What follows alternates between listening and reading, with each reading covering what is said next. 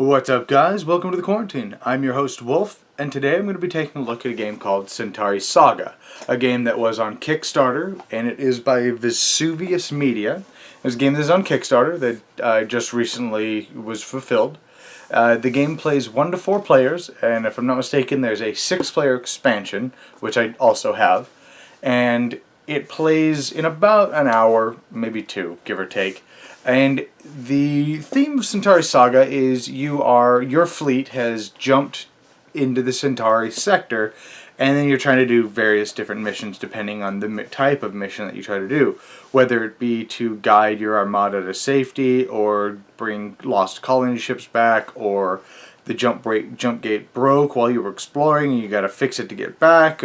There's a wide variety of missions, or you can do the PvP missions as well. But that's basically Centauri Saga, so let's just go straight into how the game plays, shall we? Alright, this is the gist of how Centauri Saga is going to be set up. Now, I have to start off by saying this is a review, it is not a tutorial, so if I gloss over some rules or I messed up any rules, this is just to give you kind of an idea of whether or not the game is right for you, so I do apologize in advance if I do mess up any rules. But, anyways, this is essentially how the game is going to be set up. Depending on the mission that you choose, let's find this here.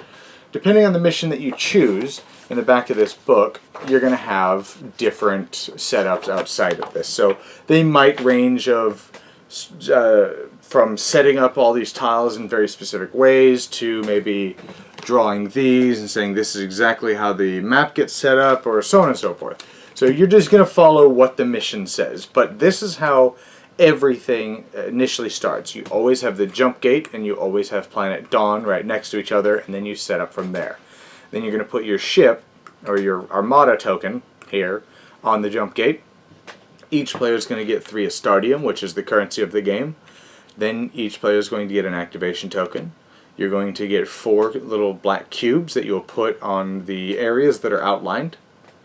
I should probably mention each player also gets a player mat, which I'm going to start off by saying these are awesome. They have little punches in them, so the cubes don't move, and I really like that. One of a game that I really enjoy is Eclipse, and I really wish Eclipse had something like that, because if somebody hits the table by accident, those cubes are going to go all over the place, and it's a pain. But you're going to put these here. And each player is going to choose a captain. And there's a whole bunch of them. I just randomly chose one. And then you're going to adjust your stats according to. So if you notice, you have, it looks like a little gun turret, little shield, little engines. And if you look here, this shows the little gun and the engines with a +1 next to it up in the, I guess for you guys it would be the upper left-hand corner up here. So our weapons would go up by 1. And our engines will go up by 1, and then below it says research labs go up by 1. So what that would mean, if I can find those stupid cubes, they're there. You have your command center, which I'm going to touch on these a little bit more, but you have your command center, a starport, and a research lab. So this says research lab +1. This would go here. We have a little stack of boxes there, which means you're going to get to choose some cards from little boxes and start out with it, and I'll touch on that in a second. Well, actually, I'll touch on that now. Then each player is going to get their little stack of cards. So you have, looks like a little tank on here, and then stack of boxes. Whenever you upgrade these, which will make more sense shortly, you're going to get one of the cards that it shows here. So for example, this shows little gray boxes, so you're going to find the boxes, and you then get to choose a card that's not orange from these boxes. So let's say I just choose this because where I upgraded the research lab due to this ability. And this here says that I can repair 1 hull damage, and it has a +1 in my shields right there. So you're going to take this and you're going to put it right here. Pardon me. You have 3 of the box symbols and 3 of the tank symbols, so you can only upgrade so far. You can't just become an unstoppable killing machine. Because of this, we're going to go up another shields. And then, so that was quite a bit to explain. This review is setup part anyways is going to be a little hefty. The game is pretty extensive. I'm going to try to keep it as short as I can here. You're going to decide your mission. I have distress call out here because I'm dumb and I meant to grab repairing the jump gate. but it's the same thing either way. So you're going to take this here, put it on the number of players that you're playing, and then you're going to take a little black cube and you're going to put it on the first box. I really wish those were punched out as well. Maybe if they made these bigger with punches like this, but whatever. And then you're going to put all these cards out. You may not need these ones here, but that was unprofessional of me. I'm sorry. Facebook is still up apparently. But you're going to put all these cards out here. And you're going to lay all these tokens, stuff like this out, and you're going to lay the ship tokens and the, I cannot remember for the life of me what these things are called, but XPMs, there we go. You're going to put all these out, and you're going to put a stack of Astardium, and make sure everybody can reach where everything is. And you're going to give everybody a little reference card. And then you should be ready to play at this point. So what you're going to do is you're going to look at this reference card, and it's going to give you an idea how to play. So you start at the top and you work your way down. So it says here, Ravager Retaliation. So depending on the scenario that you're playing, the scenario is going to tell you what happens during the Ravager Retaliation phase. So generally speaking, they're going to be all the Raiders or Ravagers, which are the bad guys, these things here, they're always going to move towards whatever they shouldn't be moving towards, like the jump gate if you're trying to fix it, or the colony ship if you're trying to rescue the colony ship, and so on and so forth. They're basically going to make your day really bad. So you do that. So in the first turn, of course, there's no raiders on the table. Then you do reoccurring events. So throughout the course of the game, these tiny little cards here, they have super bad things on them, and you will be more than likely have to draw multiples, one or two of them at least. Any of these that are in play happen now, and they happen every single turn, and they're super annoying. So turn one, you don't have any of those. And then you have the scanning report. So after all that's said and done, you're going to take one of these cards and you're going to flip it over. So now you have the top part shows a little XPM in the middle, and then it shows, in this one, it shows a asteroid field with yellow and planets with a gray square. So what you're going to do is you're going to look at your board here and see if you have, first, if you have any asteroids with a yellow circle. We do not. So you're going to look, okay, do we have any planets with a silver square? We do not. If we did, you would take one of this XPM and you would place it on that hex if there was no enemies present on that hex as well. But because there isn't, instead you will take two tiles. There's a big old stack of tiles over here as well. This is like a quarter of them. I just didn't pull them all out. But you will draw two of these tiles, whoever the first player is, you'll flip them over, and you will decide where you would like them to go. So you can place these tiles up to 3 hexes away from the jump gate. So let's just say we'll toss one here, and we'll toss one here. Now when you're placing these tiles, they have to be, if possible, they have to be touching at least 2 other hexes. So we'll toss those there. Then you will look at the bottom, because now, even if you can now fulfill one of these, it doesn't matter. That time has already passed. So now you're going to look down here, and it says Raiders on red circles. So we have 2 red circles. So what's going to happen is you will take a level 1 and you will put it on each red square. So now you have level 1 ships, which are these little things here. You have level 2 ships, which are these blue things here. And you have level 3 ships, which are these pink things here. Now, I do feel the need to point something out here that bothers me and pretty much everybody that played this. Okay, you see level 1 is brown, level 2 is blue, level 3 is pink. On the little reference card, and I'll explain what all this means in a minute, but level 1 is blue, level 2 is brown, level 3 is pink. It is super unintuitive, and I don't understand why they didn't just flip these around. When I mentioned that to the devs, all they responded with was, well, all you do is just use level 1 for level 1 ships. I don't understand the problem. The problem is these colors should have been swapped and it would have been so much more intuitive. But whatever, that's a minor gripe. Not really that big of a deal. And now, after you've placed these, at the end of any phase, if 2 or more ships are combined, so if both of these were here, you would then take these off and put a level 2 instead. Or if this was here, you would take these off and put a level 3 instead. If this was here, then you would just destroy the smaller ship, because it won't go above this. But anyway, so we have this, and we have this. So now, we look back at a reference card and we go to Upkeep. So with Upkeep, first things first, you get any activation tokens that you had out on the board, you get those back. Then you get to spend a Stardium. So with this Stardium, you can spend 2 of them, and these are fish tank ornaments. A lot of games use these nowadays, and I happen to see them in Walmart in the fish tank aisle, and it makes me laugh every time. Got nothing against it. I actually really like them as game pieces because they're really cool looking, but I just find it hysterical that these are actually fish tank ornaments. But anyways, you're going to spend at a rate of 2 for 1. You can spend these, put them off to the side, and you can upgrade either your command center, your starport, or your research lab. Or sorry, not the command center, just a starport or research lab. So we've already got 1 point in starport, so we will go ahead and spend that 2 and go up 1 more starport. So it shows another, we went up 1 more, it shows another little box, so we can choose another one of these boxes to upgrade. So let's just randomly pick one. We'll choose this one, so we get +1 guns. So our guns are going to go up by 1. We'll toss this down here. Now we get to where it shows CC1, which you may not actually be able to see. And what happens when it goes to a CC +1 means your command center gets a block on it now, because all these start off at level 0. So if you look here, it shows a little lightning bolt that looks just like this one. So you'll open up your little baggie here, pull out another activation token, and toss it there. So now you can use 2 things that can use an activation token. So once all that's said and done, you will then go to Phase 3, Movement. So the way movement works is you look at your engine rating, and so in this case we have engines of 3.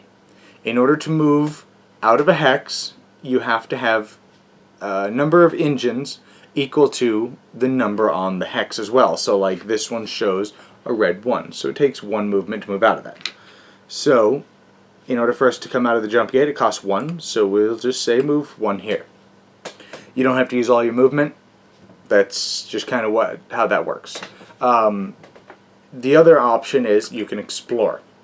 So you can just spend all of your movement, minimum of 1, and move to an empty location. If you do, you're going to take a tile, you'll flip it over, and you will put it here, where you're at. Now if you do that, you're going to take one of these satellite cards and you're going to sit it in front of you face down to show that you have explored this round, and it's just basically what happened there. So we didn't do that though, we moved over here so I can explain to you how combat works. Because now, after that's said and done, you can pick up an XPM if there's one in your area for one movement. It'll go from here into your hold. You can only ever hold one of these at a time. But anyways, once you're done with that, we move to the next phase, and we have Phase 4, Encounter. So if you had explored and you drew one of these, you will flip it over, and you have to deal with whatever it says. So, for example, you have an easy and a hard. So for here we have looks clear, all is clear, or scans can be deceiving. So the way this works is you're going to look at the little symbols up here, and you're going to make a test of that. So we have 2 engines or 5 shields. And the way this works is you are going to look at engines 2, means that's how many successes you need, or shields 5. So it's not possible to actually accomplish shields because whatever you have here is how many dice you're going to roll. So for example, and I know that's a little confusing, I apologize, this game is a lot to try to explain, and I'll kind of touch on why it's kind of all over the place as well in the final thoughts, but we have 3 shields, so I would be rolling 3 dice. I need 5 successes. A success is a 5 or a 6, so that's probably not going to happen. Or we need engines 2. Our engines are also a 3, so I'll get 3 dice, and there's a little higher chance that I'll get that. So you'll take these, and you roll it. And I got nothing. I got a 1, 2, and a 3. If I had succeeded, I would be getting 2 Astardium. You would get one of these cool cards here that give you special little abilities, like this one says, cancel the effect of an event or a boss this round. That's super useful. And then we would get what's called an exploration token, which I'll touch on later. But we didn't explore. Well, actually, let's touch on, we didn't get any successes. We failed that. So what's going to happen is we get an event. So one of these terrible cards flip over, and would stay here in the middle of the board. So for this here says that the beginning of every turn, where it says a recurring event, we would need to test shields with 3 successes or just take 2 damage, because our shields are jamming apparently. So that would permanently stay here for the rest of the game, and I'll touch on that in a minute, something that you're able to do. But, well, actually I'll touch on that now. They'll stay there for the rest of the game. Now that exploration token you get combat tokens as well for killing things, which I'll get to. You can at any time during the game spend 2 combat tokens, and only combat tokens, and put them back in the bank to get rid of 1 reoccurring event from the game. These are devastating though. Like, a lot of them are crippling to where you almost cannot beat the game if one of these come out sometimes. But I'll touch on that more later. But we didn't do that. We are occupying the same space as an enemy. If you're ever occupying the same space as an enemy, you may fight. Because space is big, it's pretty easy to avoid them if we don't want to fight them, so then we can go ahead and regroup, which allows you to do a whole bunch of other things that I'm not going to get into, but basically you can take a token, or you could repair, or draw one of these cards, or there's a bunch of other things you can do instead of just fighting. Or you can fight. The way fighting works is you and the enemy are going to compare your speed. So we have 3, and if we look at a level 1, their speed is also 3. If I'm not mistaken, ties always go towards the player. So in this case, we would roll first. So we would roll our attack value of 4. So we would take 4 dice and roll. And again, 5s and 6s are successes. So we have, or it's 4 5s and 6s. So we have 2 successes. We look at its hull. It has, you look and see how much hull it has. So in this case, it has 2 hull. We would have blown it up. But let's say we didn't. We rolled a 1. We only did 1 damage to it. So you would take one of these black cubes, and you would toss it on next to the ship. Shows taking a damage, and then he gets to shoot back at you. The ship does 3 damage, and instead of rolling for the ship, it's just going to do its 3 damage. So you have to roll for your shields, and again, 4 5s and 6s are successes. So we got 2 successes. So that means 1 damage bleeds through, so our hull goes from 8 to 7. And then now, you continue to fight.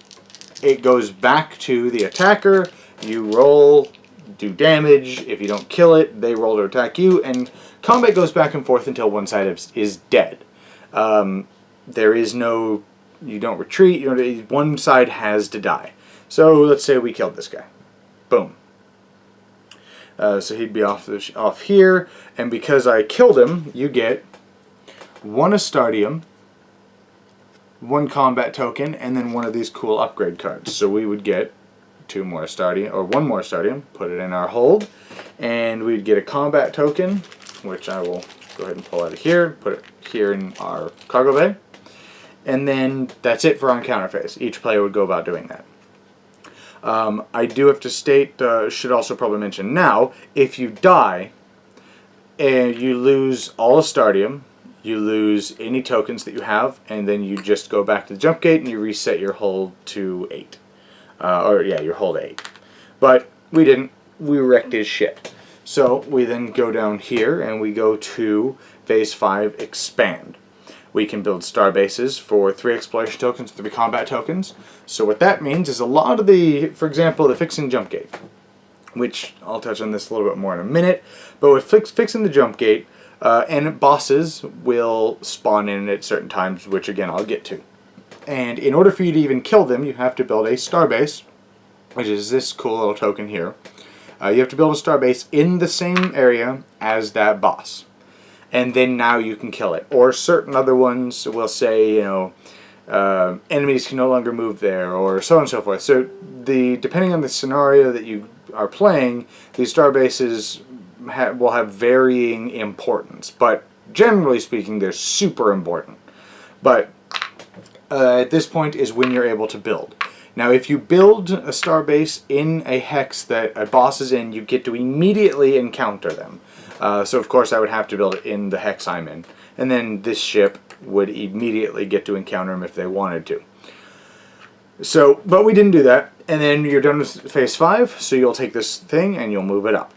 Now, if you move it up, so we'd go through the same thing we just did, and we'd move it up again. Now, on this token here, or on this card, you see on turn 3, there's a little shield thing. So that means a boss is going to spawn in, and depending on the scenario, it's going to tell you to do different things. So this scenario, I think it's over here. Yeah, this scenario says for fixing the jump gate, you're going to pull all these nebulas out, set them off to the side. When a boss spawns, you're going to randomly draw one, and you are going to place it pretty much anywhere that's a valid placement. So let's say we toss it here. Then you will draw the top card of the boss deck. There are only 4 cards. You draw the top card, and you will put whatever boss card, or whatever boss it is. So we put this one here. Where is it? This one right here. We toss him right here. Then you have to read what he says. He says, move all raiders by 1 sector. As you see there, and you see that he's got 4 weapons, 7 engines, and 10 hull. And you get a neat little reward if you kill him, as you see here. Then you're going to take this and you're going to put it in the middle of the board where everybody can, or in the middle of the play area where everybody can see it. And then you're going to go through the exact same thing over again. And I'm trying to think that, I'm wanting to say there was something else that I had meant to explain. No, that's pretty much it. So for example, with fixing the jump gate, your ultimate goal is to get 3 of the XPMs, pick them up, bring them back to the jump gate, put them in here. You're going to be drawing a card for fixing the jump gate, and you'll flip it over and deal with, like this one says, a perfect match. Huzzah! And you actually get a cool little reward because you got lucky. But this gets discarded, and then now you got to draw another one of these.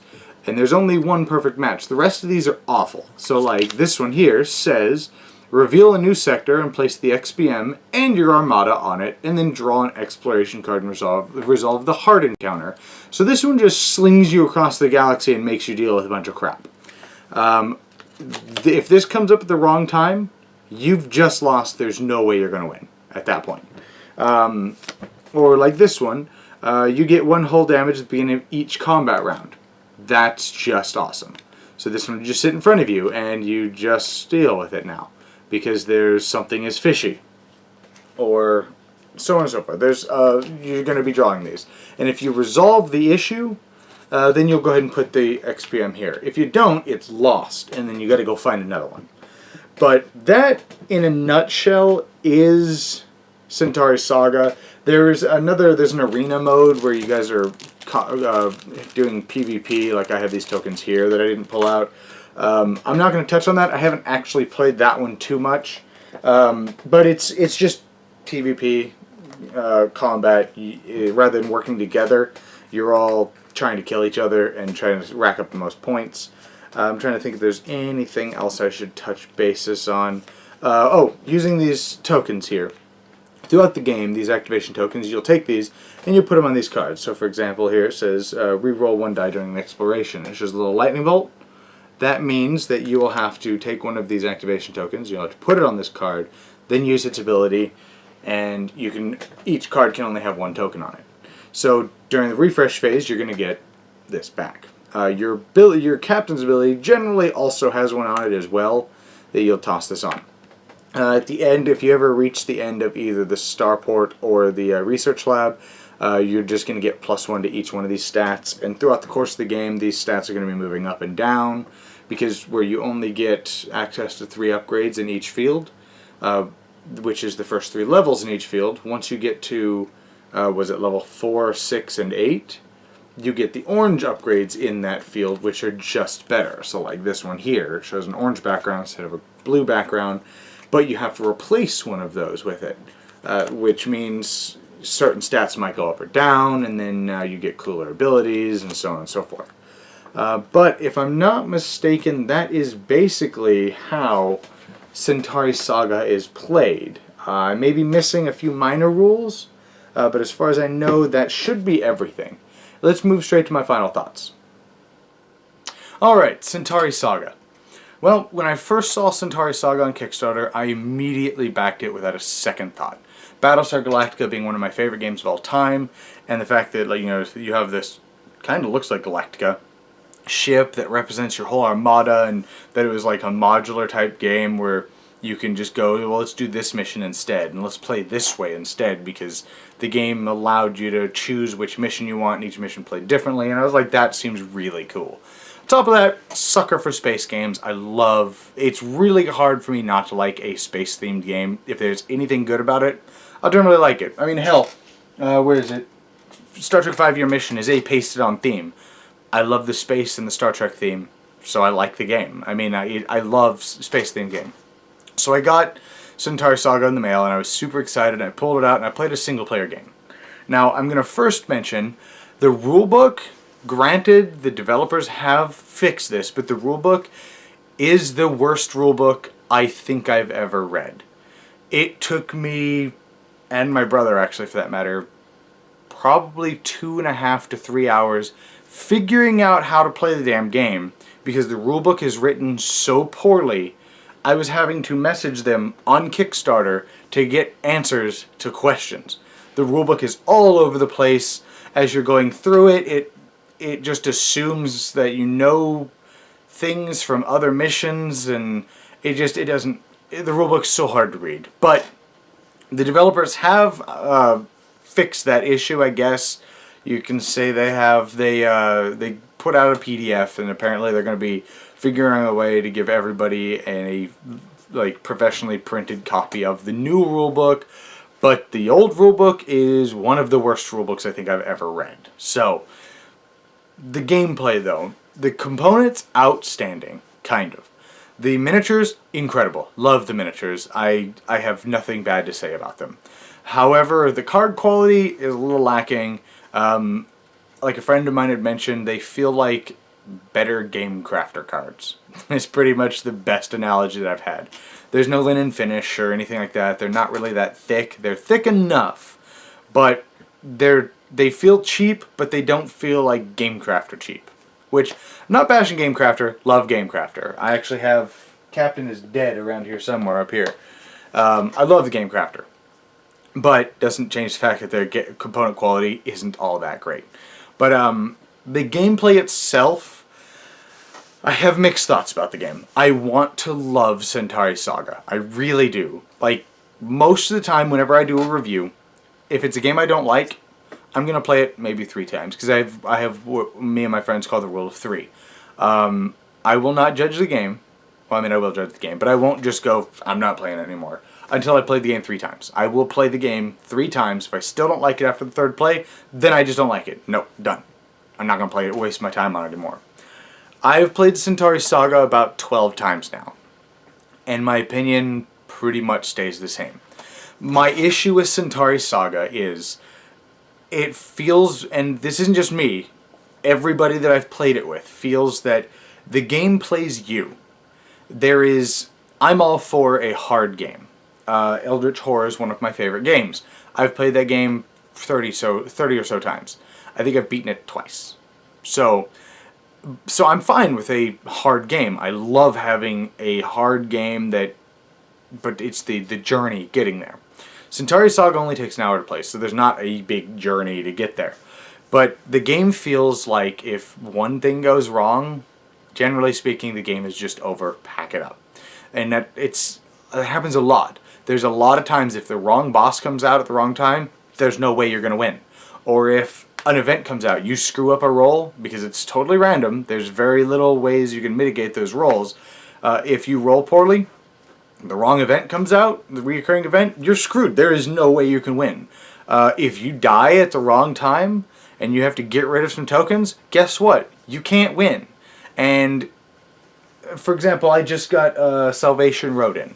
Salvation Road is also like this, to an extent. There will be, sometimes you just can't win. You just got terrible luck and you couldn't win. But you don't feel like there's never a time you look at the board and go, oh, there's no way we can win this. Centauri Saga, there is. There's been every game that we've played, and I've played with a couple people that crunch numbers, and they're like power gamers, and they're always thinking, okay, what's the most efficient way? Like, I play thematically usually, but I've played with people who play the most efficient way they can, and even they'll look up and go, it's not possible that we win this. There is no way, unless everybody aces every single roll for the rest of the game, there's no way we can win this.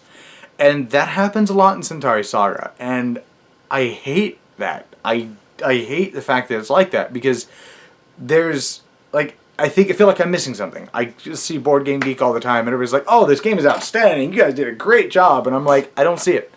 I want to love this game, I really do, but I don't. I hate this game.